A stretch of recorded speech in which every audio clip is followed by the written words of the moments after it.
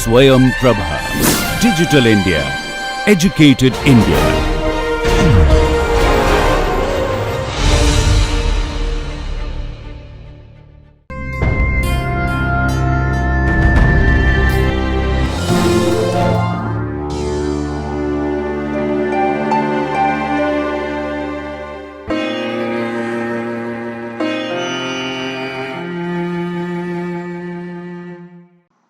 Good morning, everybody. I am Jay Kumar, Assistant Professor in Environmental Science at Geetham University, to deliver a lecture on environmental studies. We are going to discuss about Module 2. At the outset, I thank Dr. Balaji and Swayam Prabha for permitting me to deliver a lecture on environmental studies. In today's discussion, we are going to cover up the topics on different types of ecosystem. As we have looked on, the ecosystems are classified into terrestrial and aquatic ecosystems. The terrestrial ecosystems include forest, grasslands and deserts, while the aquatic ecosystem includes both the freshwater and marine ecosystems. So these ecosystems, how are they formed? We have seen in the ecological succession. Now here we are going to discuss what is a forest ecosystem at the first step of discussion. What is a forest ecosystem? How they are classified or how they are arranged, and what are the uses you are going to get out of a forest? What are the ecological services rendered by an ecosystem? How the species gets modified or specialized themselves to adapt in an ecosystem, and finally what are the values we are getting, and if the ecosystems are disturbed, what are the issues we are facing upon. That we are going to discuss in the form of a case study. Now if you just look onto forest, the picture clearly says that you find abundantly large number of plants. A forest, immediately if you just ask, you say that forest is composed of plants and animals. In simple terms we use jungle. So a forest is formed by a community of plants. So you will not find animal that easily in a forest, of course due to their behavior, unless you go inside to the forest, inside to the core of the forest, you will be missing many of the animals. But plants are easily visible. So forests are predominantly dominated by plants, by community of plants, and they are differentiating themselves in the form of a simple herb, shrub, climbers, and by and large you find trees. They form the basic forest cover, or they form the basic ground cover in a forest. Now let us look on what is a forest ecosystem. As we have understood that an ecosystem is composed of abiotic and biotic factors. The abiotic factors influence or play a governing role in the distribution of the forests. You find forests both on mountains and hills. They differ from the forests which are located near the river valleys. So how they are differing? Their vegetation is specific. Tall, deeply rooted trees, although found in both the regions, the canopy cover is better in the mountains and hills, so that they are closely arranged. And the vegetation, why it is being specific? It is because of the distribution of the rainfall. If adequate rainfall is there, dissolution of nutrients to absorb by the plants, moisture content to prepare their starch and food is possible if more amount of rainfall is there. And the temperature also plays a conducive role. If high temperature is there, the leaves might get dried and it might wither off. So rainfall and temperature plays a major role in the distribution of water and nutrients, and accordingly the plant's arrangement between a forest on a mountain or a hill with that of a river valley becomes different. Now coming to the biotic components, even the plants and animals are specific to the environment. We will be looking onto the different types of forests. How they are specific, we will have a look onto it. Well, when you just look onto the trees, there are something called coniferous trees which have got needle shaped leaves or cone like arrangement. They are exclusively found in the high altitude regions, particularly in the Himalayas. In the Himalayas, the altitude is high as well as the temperature is lesser. Second thing, you find mangrove trees occur in the river deltas. Very particularly, these trees preferentially allocate, or rather they are get distributed themselves where you find good available nutrients, very particularly nitrogen, phosphorus and potassium. So it will be having a tinge of the river carrying the sediments to that particular zone. In addition to that, they may also have a tolerance towards the saline environment. Now comes the thorn trees.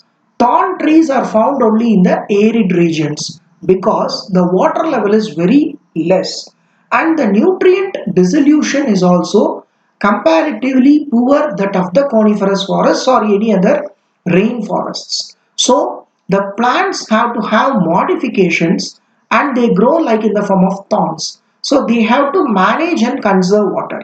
So they are different. Another best example in the case of animals, snow leopard. The snow leopard requires lower temperature. Preferentially, it loves to live in lower temperature and it is found in the upper regions of the Himalayas. It is not normally found in a regular forest. So that way, the animals get modified themselves and they accordingly adapt to the environment. And you find a major patch of forest in the Western Ghat region which is called as a biosphere reserve, which is known as the popularly called as evergreen forest. They are found in the Western Ghats and Northeast India and they form a green color cover and they are playing a major role in the formation and distribution of rain in India. Now, if you just look onto the different types of forests, based on the climate and the soil characteristics, the forests are classified into coniferous and broad-leaved forests. Further, based on the distribution of the tree species, nature of the tree species, they are further ordered down as evergreen, deciduous and thorn forests. This is the simplest classification we can observe on the forests in India. Now we will just look on to each type. Now coniferous forests, the picture clearly shows that they are all tall uh, trees. They are stunted trees and these trees are found only in the Himalayan region. When we say Himalayan region, the altitude is higher. Point number one. As a result, the temperatures are very low and the trees have modifications in the form of leaves and they appear like cones, and you find the branches of the trees sloping downward. In Himalayas, snowfall is common. If excess amount of snow is there, that might lead to a complete frozening of the ecosystem, particularly the freezing of the trees. So the snow has to be cleared off. So to clear off the snow, the natural arrangement of the tree branches are sloping down so that the snow can slip down or fall down. And instead of seeds, the leaves or that arrangement is in such a manner they have got cones and they are called as gymnosperms. Normally plants, trees are coming under the category called angiosperms. So this is the type of arrangement of coniferous forests. Now coming to the broad-leaved forests, the broad-leaved forests are classified into four types. One is evergreen, deciduous, thorn and mangrove. Now let us look on to the evergreen forests. Evergreen forests are generally located in the Western Ghats, Northern India and Andaman and Nicobar Islands. As I have mentioned earlier, this is a thick forest cover. This forest cover is under threat by very many activities, particularly because of the human activities. Anyhow, we'll be discussing it later. Now, since we told that it is a high rainfall area, so the production of the rainfall cycle or the role of the plants or the forest in the rainfall cycle is quite rain cycle or water cycle is quite significant. That is the first point we have to note down. Another thing, these forests only play a predominant or rather a major role in the distribution of the rainfall around the country. Since it is a high rainfall area, there are leaching of nutrients and formation of rivers should be there because the water has to get drained. And since the water content is more adequate and sufficient, the shedding of the leaves is not seen. So they shed few of their leaves throughout the year. They grow, they regenerate, and they dry and they fall off. So there is no specific period where they shed their leaves. So by and large, you find there is no dry leafless phase. So since there are leaves present, adequate amount of synthesis of chlorophyll and thereby the conversion of the starch into useful fruits, vegetables and leaves are observed in this type of forests.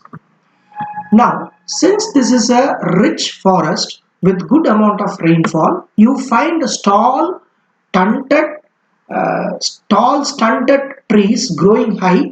Their branches, their leaves cover or join together to form a continuous canopy. Canopy covering gives a shade. As a result, you find since there is a shade, the sunlight penetration down to the ground is low. So if the sunlight penetration is low at the ground, shade loving plants try to grow there, try to colonize there. So more amount of shrubs are also seen.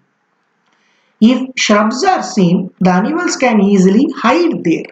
Third point is insect population is more in this area because insects try to avoid sunlight and they like to colonize in the forest area, particularly in the low shading regions. So nocturnal insects are more and very particularly reptiles like snakes are found abundantly in the region. So it is very clear shade loving plants can grow in the ground and you find orchids and ferns in this area. And the barks of the tree is covered with moss or the green color lichens because they have to survive with the little amount of light to generate their own food. So the tree's bark provide a substratum for their growth. As I told you, more amount of insects are found due to the less amount of sunlight penetration. Now coming to the next type of forest, deciduous forests. So you can find a moderate amount of rainfall. So here the seasons are getting properly characterized. So during the summer and winter, the leaves become dried and they fall off. So the seasonal distribution or the seasonal growth is marked in the deciduous forests. So the periods of rain is very determined. There is a rainy season. So here you find a good amount of trees, very particularly commercial trees, teak trees are growing. So if these trees have to grow, if they are growing, they require a proper distribution of the nutrients as well as they require sunlight and rainfall. So these deciduous forests are subjected to heavy wood logging because you find teak trees and other things. And in this area, you find a good amount of light penetration. So the shading of plants is very less. So somewhat a plants which could be able to rejuvenate or grow in search of light can grow in this region. So this has got a marked seasonality. Now coming to the thorn forests. These are found in the semi-arid regions. So semi-arid regions means where there is a very less rainfall. So here you don't find tall trees, more or less you find shrub-like arrangement and they are surrounded by open grassy regions. So these forests have a continuation with the grassland ecosystem. Here the thorn plants are called xerophytes.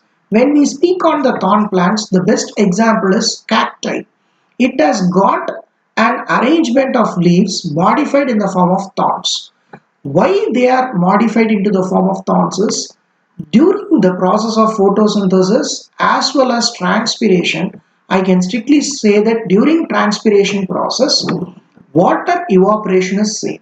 So that is being prevented or modified by the thorny arrangement. Second thing, it has got a waxy cuticle that also prevents the loss of water. So they have very better modifications. In addition to that, they have to keep themselves safe from the grazing of the animals. Because of the thorn shaped arrangement, the animals generally avoid eating them. So, this is also a modification you find in thorn forests. Now, coming to the thorn forests, yes, as I have told you, it could be able to conserve water. They send their roots deep into the ground and they are rigid enough to capture the water source. Rather, they can go deep into the ground in search of water. They have got small leaves so that the evaporation is minimum, thick waxy leaves to reduce the water losses during transpiration. So long fibrous roots to anchor them better. They have horns. Then because of these thorns, they reduce water loss and protect from the herbivores. This is a modified arrangement you can observe in thorn forests. Now coming to the mangrove forests. These mangrove forests are generally found near the coast or looking to a river delta. Particularly, the plants are able to grow in both of saline and a freshwater environment. It sees that the plants have got better tolerance towards the saline environment, so they make their survival in a better way. Since this is a coast and river delta, there would be water flowing. When the water is flowing, it will be carrying lot of nutrients. When it carries a lot of nutrients, the plants could be able to take up the nutrients and it grows luxuriantly in the sense it is very happy to grow when the water is filled with silt. The silt comes as a result of the river carrying the mud or sediment from different areas. So this is a nutritious, rich soil and the plants could be able to balance its requirement for the growth. Interestingly, the mangrove trees have breathing roots which we call it as stilt roots, which is depicted in the picture. So they could be playing a major role in the exchange of gases for the plant in addition to the green leaves that they are having. Well, now we will look on to the forest uses. The forest uses could be classified into direct and indirect uses. When you just look on to the direct use, it is ready for consumption. For example, fruits, mango, jamun. So very many fruits and leaves are being used for our direct consumption. Even your amla comes from a forest. Coming to the roots, so Dioscorea roots are there, which is being used to prevent loose motion or other thing. So a lot of medicinal properties are there in the different types of fruits and roots, and these medicinal properties are being explored. So they are being either directly processed or converted into a form of a powder, pulverized to form a powder mixed with some other honey or other thing, and it is being consumed. The picture, the Adimaduram powder, which comes from Gliricidia glabra, that's the scientific name of the plant. So it has got a property to cure cold. It is generally used in Ayurvedic medicines. Now the main direct use is the forest timber. Timber is used for a lot of construction purposes, and you just look on to bamboo, which is used in the preparation of baskets, and also it is used in the preparation of paper. Now, coming to the indirect use, in fact, these direct uses are being indirectly applied for our better enhancement of our life and civilization. If you just look on to the indirect uses, you find the building material construction, particularly the wood, comes only from forest. In addition to that, lot of medicinal plants are being taken, from that the extracts are being taken and processed. Gums and resins, and we can list out like anything. Very particularly, many of the chemicals and other items, industrial requirements, are totally dependent on the forest produce. So these are the consumptive value of a forest. If you just look on to the ecological services rendered by a forest, first thing, it controls the flow of water. So it means that it gives a definite arrangement. It doesn't allow to run the water, river or other thing, carrying away all the nutrients. So it gets distributed, the roots are anchored so strong, it prevents the soil erosion and directs the flow of water. Second thing, when excess amount of water goes, the surface runoff, it goes into river or goes into sea. So that is being prevented by the stunted plants and other thing. So they get locked and over a period of time, they percolate into the ground. So when they percolate into the groundwater level also increases. So as a result, the groundwater could be storage. The groundwater storage could be enhanced rather. Another thing is it prevents the erosion of soil. The soil formation is quite a complex phenomenon and it takes millions of years together to form a soft soil abundantly distributed with the nutrients. If the top soil is washed away by water, the nutrients are also getting washed away. As a result, the plant will not be in a position to consume the uh, nutrients from the soil. So the roots, when they deeply anchor into the soil, prevent the leaching of nutrients and they get accumulated or they get distributed in a uniform way. Another thing is it regulates the local temperature. Temperature is a very important factor. The temperature is determined again by the movement of wind, altitude, as well as the sunlight.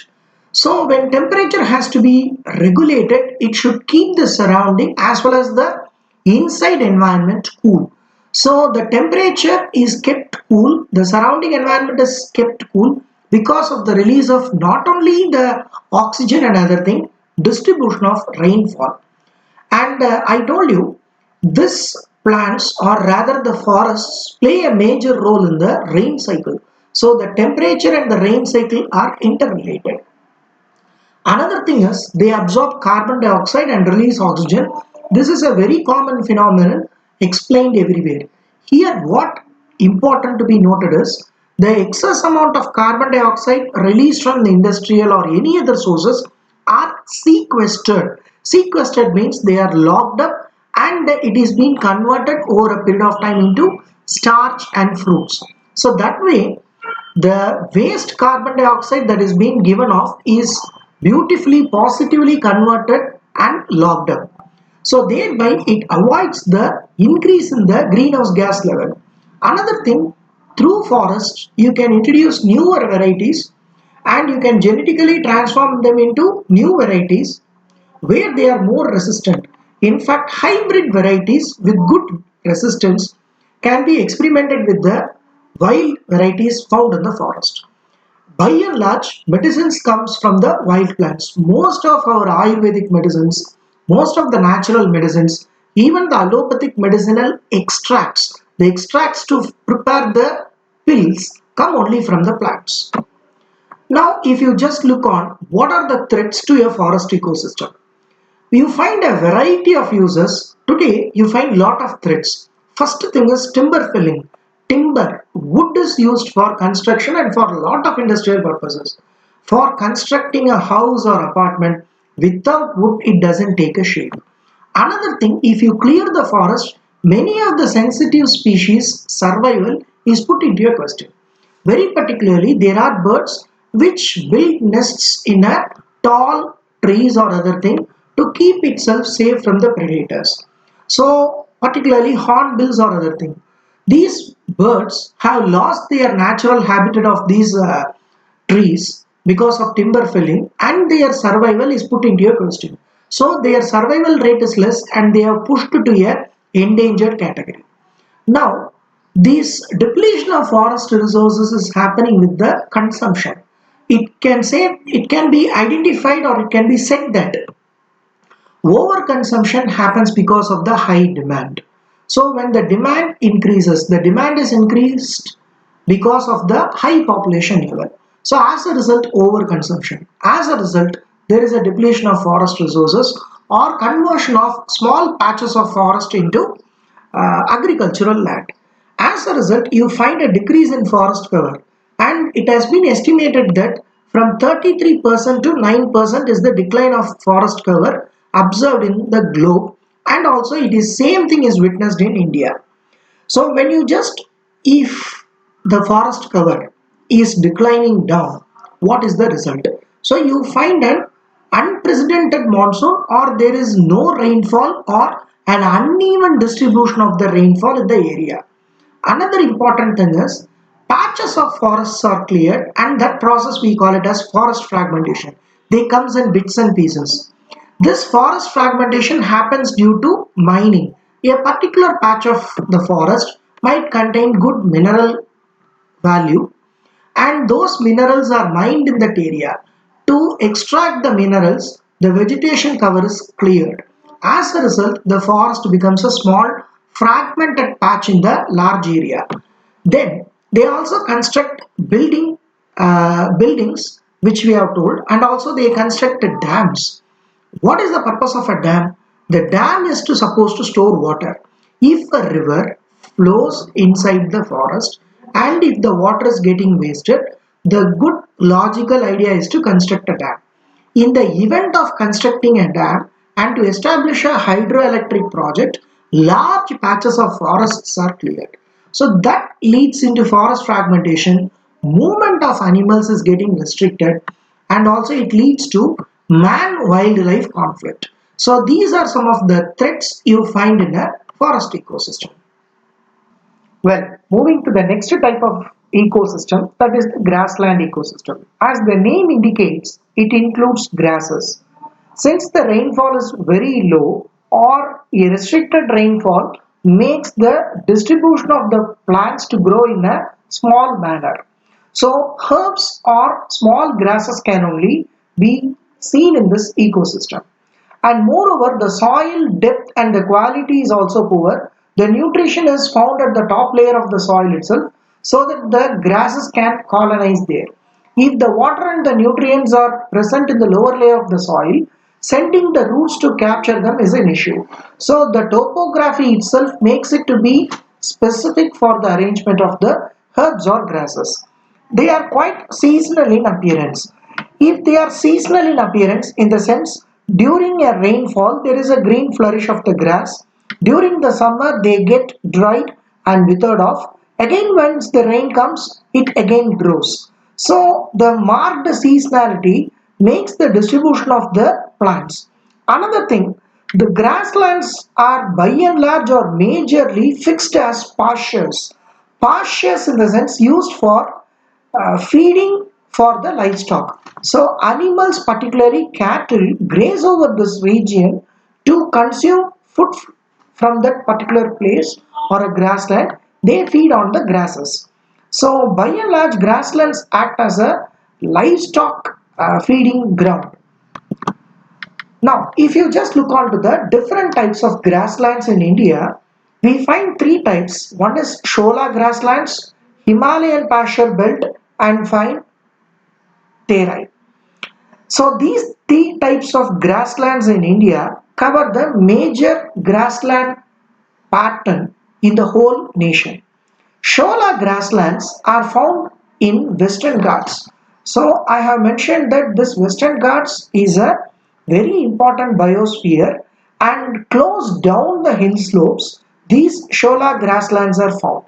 So this grassland acts as a place for the migration of the forest animals, very particularly the wild fox or jackal migrates or comes to this place in search of their prey, very particularly herbivores. Very particularly they come and eat the hares and rabbit there. So this is one type of arrangement, Shola grasslands. Second comes the Himalayan pasture belt, and it is having a complete slow line. So it is found from the lower hilly regions to a upper hilly region. So here you find the movement of animals up and down, particularly migration of birds or animals in search of food, or during the marked seasons they move up or down. And a variety of herbs and flowers grow in this region because of the downward leaching of the nutrients during the rainfall. So this is one of an important aspect you find in the Himalayan pasture belt, and you find a variety of herbs, medicinal herbs in this zone which can cure many of the ailments. Terai. Terai grasslands have tall stunted grasses. In fact, it also have sal trees in this zone. Normally, these areas are located in the down of the Himalayan foot or whatever it may be, down of the hills. Himalayan foothills, you find these forests and they are having a marshy appearance. Marsh appearance help many of the animals to hide, both prey as well as the predator. So that way it acts as a natural protective shelter for many of the herbivores from the predators. When you come to the threats of the grassland, first thing is grazing. Rather, we can say that is a overgrazing. Whenever you want to improve the livestock, cattle, when we domesticate those animals, we have to give them feed. So the fodder or the feed is more getting, or we are getting more amount of the fodder from this grassland. The animals are just like that, let loose down, the goats or other thing, they continuously eat the grasses. And in the event of eating the grasses, they run around the patches of the grasses, which leads to the trampling. Trampling means using your foot, it gets in a form of a smashed way, and it results in land degradation too. And the very biggest problem, natural problem we observe in grasslanders, during summer you find high heat, and forest fires or fires are generally common in the grassland. Another thing, industrial areas are being colonizing near the grassland because of the conducive plateau. Another thing, many of the grasslands are converted into agricultural patch, and when you have an agricultural patch of lands from the grasslands, the whole system is modified. Tilling of soil, addition of fertilizers, pesticides. So all these factors change the entire nature of the grassland. So this is one of the issue we find in a grassland. Grasslands to an extent contribute a significant portion, say for example 2 to 5% of percentage of rainfall in the particular region. Their role is much as a fodder to the livestock. Now coming to the next type of ecosystem, desert ecosystem. Whenever we say desert, here the evaporation exceeds the precipitation. The precipitation is less than 25 centimeter per year. Interesting to note that one third of the world's land area is covered by deserts. And this is a typical picture of a Sahara desert, the largest desert in the world. So desertification process is happening, which we'll be going to deal in the next module. Desert means it's a dry area. The water content is very low or no water. Here the evaporation is exceeding the precipitation. No rainfall is observed. Now, if there is no rainfall, another thing, it restricts the distribution of the biotic components, particularly plants and animals who can survive or who can have the modification to conserve water survive in this environment. So, if you just look onto the picture, it is located in a semi-arid region where you find the leaves to be reduced, not as a broad leaf you find in a forest, and that is to reduce the loss of water through transpiration. You find succulent leaves, it means that leaves store water, and the stems are sometimes flattened, and it also performs the role of photosynthesis.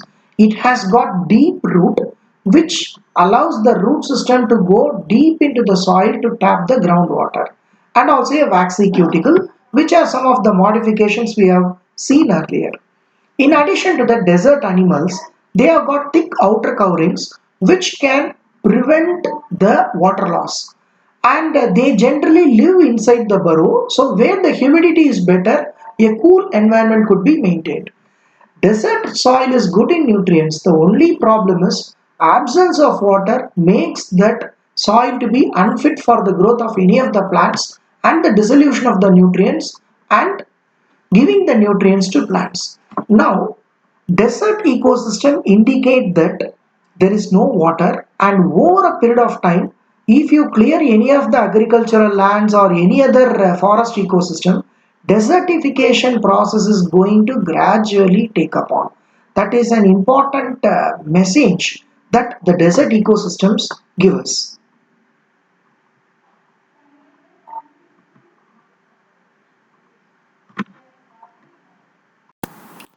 Coming to the next type of ecosystem, that is the aquatic ecosystem. It is one of a major ecosystem found on the earth. We know that earth is the only watery planet and two-thirds of the earth is covered by water. The aquatic system is broadly classified into two types. It includes the water bodies of marine and freshwater, which are being classified based on their salt content in the water. When you just look onto the freshwater ecosystem, it is further classified into lentic and lotic. The lentic refers to the standing type of ecosystem, standing type of aquatic ecosystem, very particularly ponds and lakes. The second is lotic. It means that the water is freely flowing. It includes your streams and rivers. So this is the first understanding about an aquatic ecosystem. Well, if you just look onto the lentic ecosystem, a pond ecosystem, here there is no movement of water. So the water is stagnant. If the water is stagnant, it should be shallow at the top and it should be gradually getting deeper down. So based on their shallowness, you could find the sun to penetrate into the water body. And the ponds and lakes are generally seasonal in nature. If rainfall is there, the water gets filled and fills the depression, forms a lake. And over during the summer or during the lean period, the water level proceeds down. So this is again a point to be noted in a pond ecosystem. Generally, they are shallow. So it means that if they are shallow, sunlight can penetrate. If sunlight could able to penetrate, then it allows the photosynthesis of the phytoplankton on the surface of the pond ecosystem. And very particularly, many of the ponds act as wetlands. During their drying period or other thing, they are converted into an agricultural patch of lands where you can harvest crops. Another important aspect of this wetland ecosystem is they recharge the groundwater. So, n number of uses are available in the case of a pond ecosystem. When you just look onto the components, ponds contain algae, aquatic plants, many insects, fishes, and birds. And today, the pond ecosystem, particularly the wetland ecosystem, faces a lot of threats, rather challenges, and these challenges are being created by washing clothes, swimming, cattle bathing. Many of the anthropogenic activities exert pressure on the ecosystem and spoil the ecosystem structure. When you just look onto a lake ecosystem, it is better than a pond ecosystem. It is a big freshwater aquatic water body. The lake ecosystem is classified into three zones based on the penetration of the light. The top layer is called littoral zone and it is the shallow water zone. The second comes as the limnatic zone. It is the middle area where you could find an effective penetration of sunlight. The last comes the deep part of the ecosystem that is called as the profundal zone. No light penetration is seen. Fishes, sediment dwellers try to colonize in this particular zone. So you find the major lakes like Dal Lake, Nainital Lake, Loktak Lake are the major lakes you find in India. Now, coming to the streams. Streams represent the free flowing water, that is the lotic aquatic ecosystem. When the water is flowing, there is something, a limiting or a controlling factor, that is the water current. Based on the water current, the animals adapt themselves. Their fishes are a bit stronger than the fishes that are found in an aquatic ecosystem, very particularly in a pond aquatic ecosystem. Oxygen and nutrient content is uniform because of the free flow of water.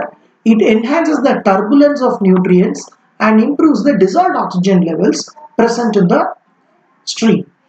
And the stream animals have a narrow tolerance to oxygen, so they require a continuous mixing of air in the water to have oxygen. And the problem with the streams is they are very narrow and they are very sensitive to very particularly the industrial pollution discharges, very particularly paper industry effluents or craft industry effluents or any industrial effluents joining together into the stream spoils the fishes and it completely ruins the aquatic health. Now coming to the another major ecosystems is ocean. Ocean occupies 70% of the Earth's surface, and there are around 250,000 marine species found in a marine ecosystem.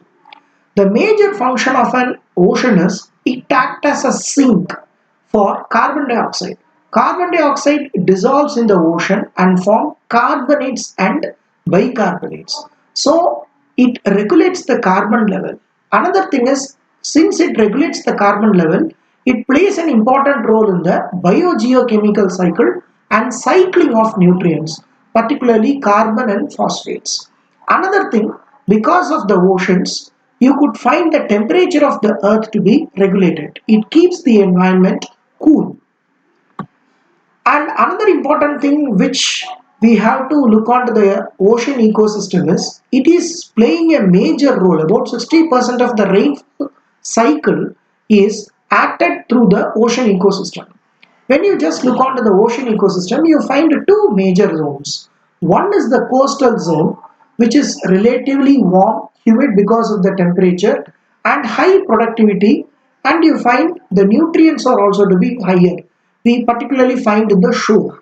When you go to the deep sea or the open sea, it is the deeper part of the ocean. It is away from the continental shelf, and here also you find the zonation based on the sunlight penetration. Open sea is generally vertically divided into three zones: euphotic zone, bathyal zone, and abyssal zone. The euphotic zone receives abundant sunlight and high photosynthetic activity. It is the top layer where you find the blue-green algae to be well flourishing. Next comes the bathyal zone. The middle region receives dim sunlight and it is generally geologically active where you find clams, fishes and many others. Abyssal zone is the dark zone somewhere around 2000 to 5000 meter deep from the surface of the ocean, and there is no solar energy or sunlight penetration.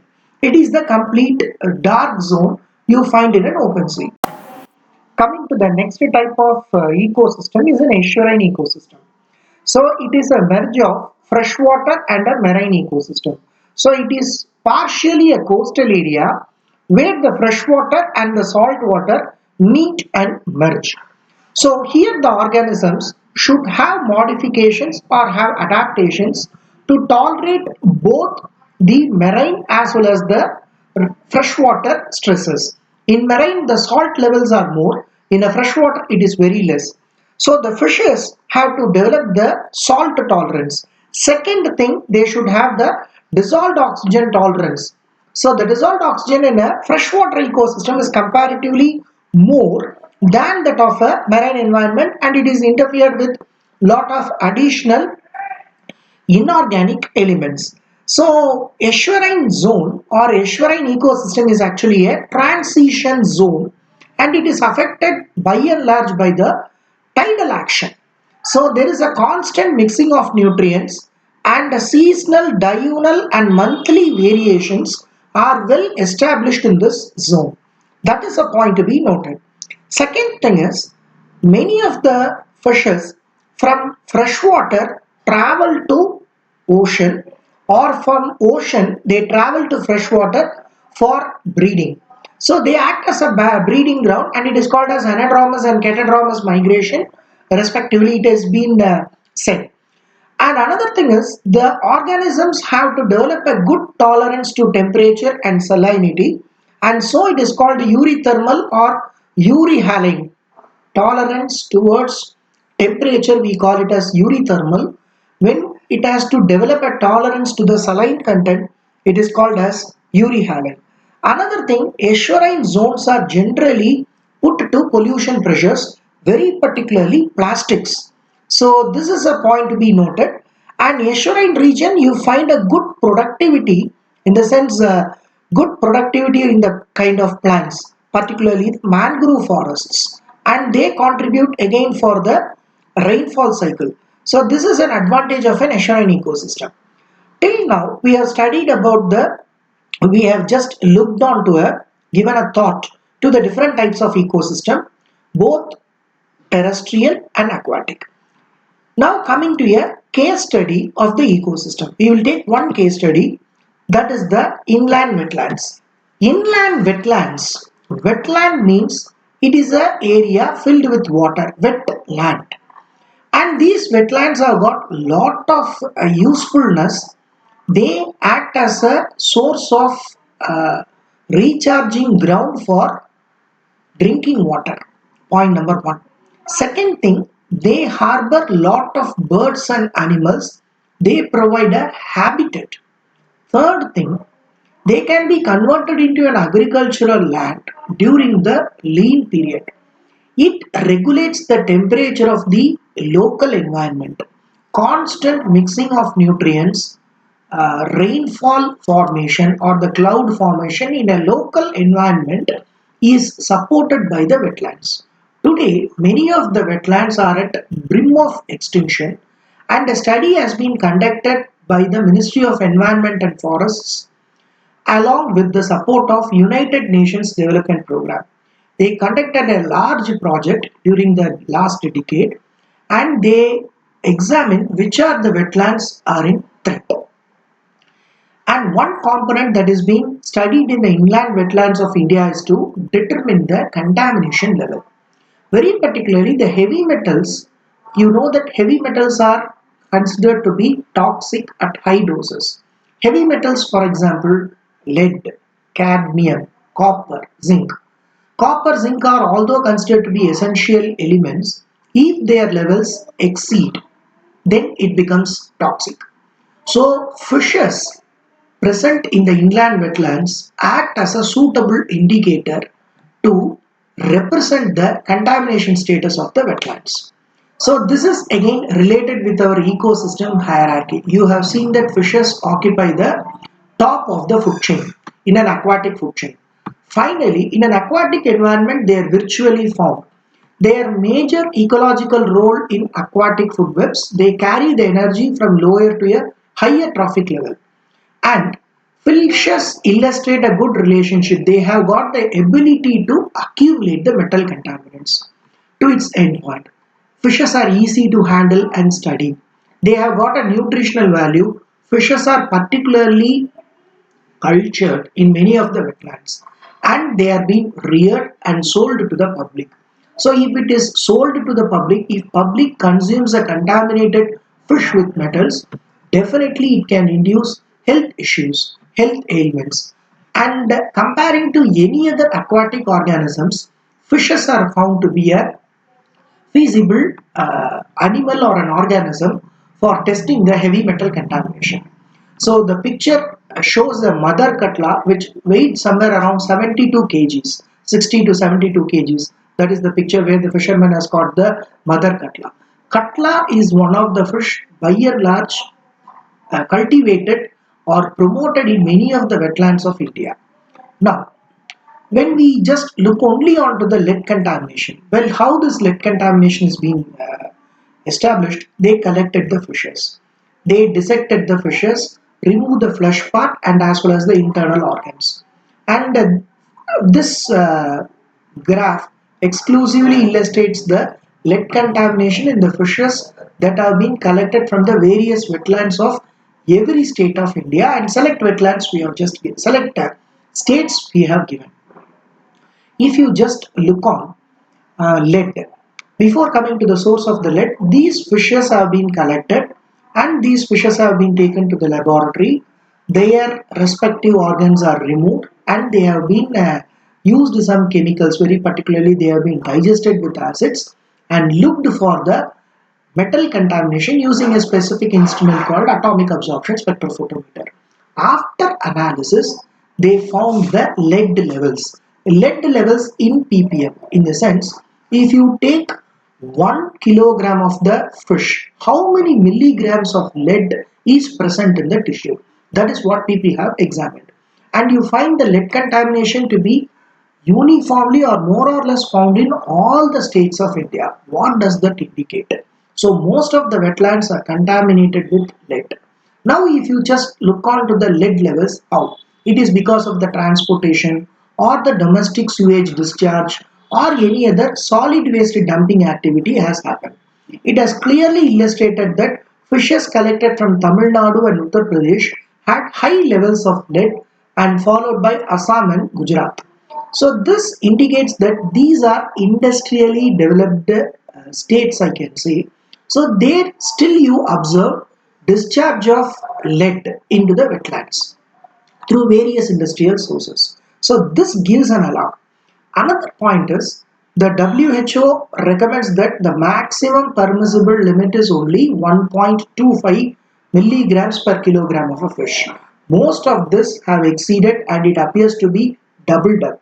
If lead contaminated fishes are being taken, what would be the result? So it might lead to some sort of dizziness, laziness, neural as well as renal problems in humans. So this is again a serious thought to be given, and now many of the wetlands are prioritized to conserve and to stop pollution from the lead contamination. So this is an important aspect that we look onto the inland wetlands of India.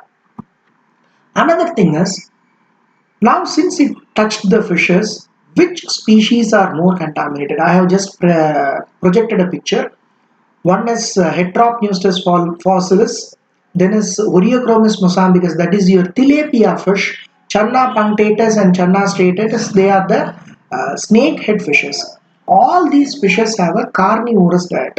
So already the fishes, when they eat other fishes which are already contaminated, there is a food chain transfer. So because the carnivorous diet, they have a long-term accumulation and the lead levels becomes accumulated over a chronic exposure because of their eating habit and their dwelling habit.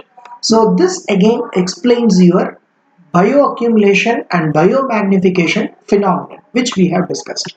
So these fishes are indicators of long-term contamination, and government has given the report has been given that these fishes could be avoided in our diet. But then again, the question comes: these fishes have other rich nutrients, whether lead can create a problem or not. Now, it depends upon the consumption value of us. It is being estimated based on an average, if a person consumes 250 quarter kg of fish per week. So in a family of 4, we may be buying 1 or 1.5 kilograms of fish. Let us presume that 1 kg of fish.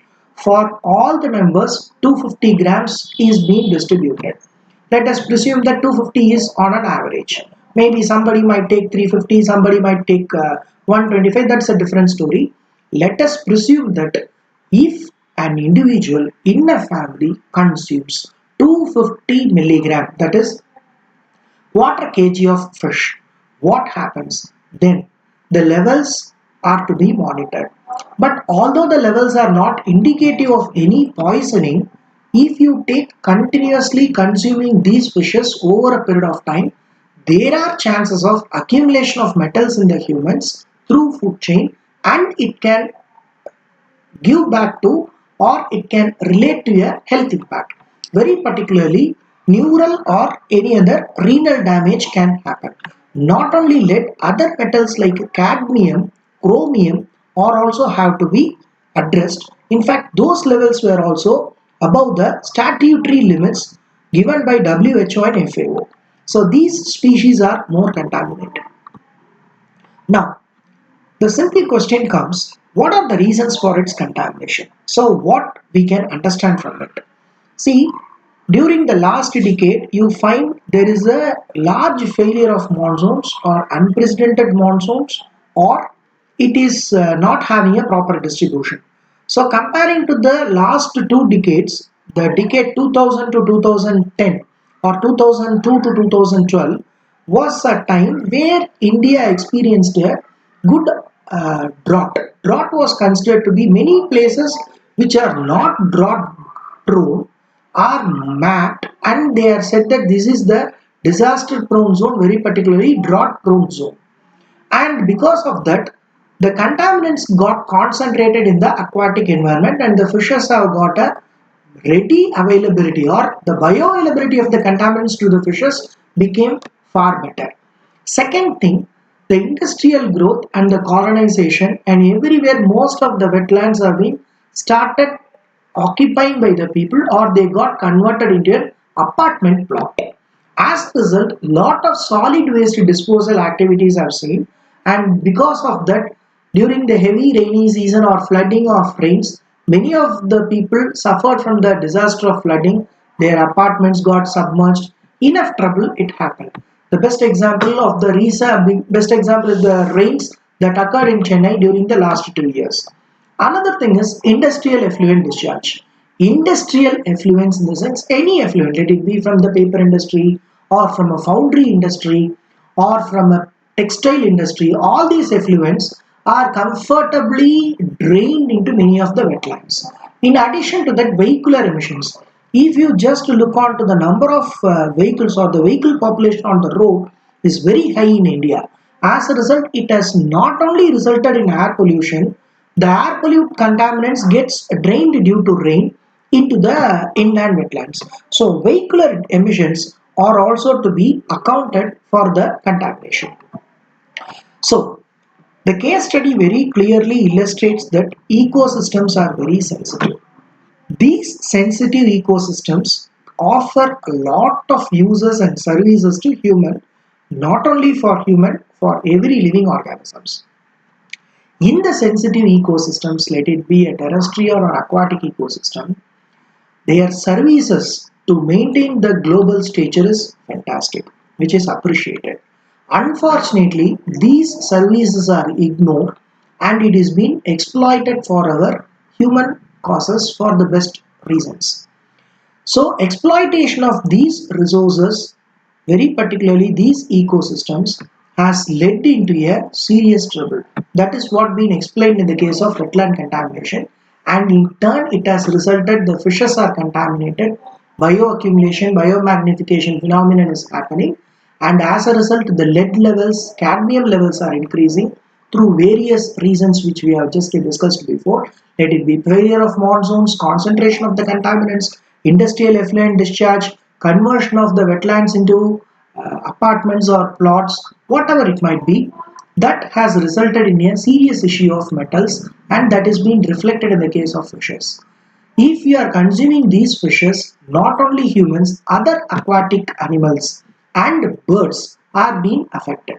So it is very clear that forest, grassland, desert and aquatic ecosystems, their services have to be understood, appreciated and the threats are also to be understood and we should take measures to conserve them and we should always look onto our activity. Is it a ecocentric or self-centric?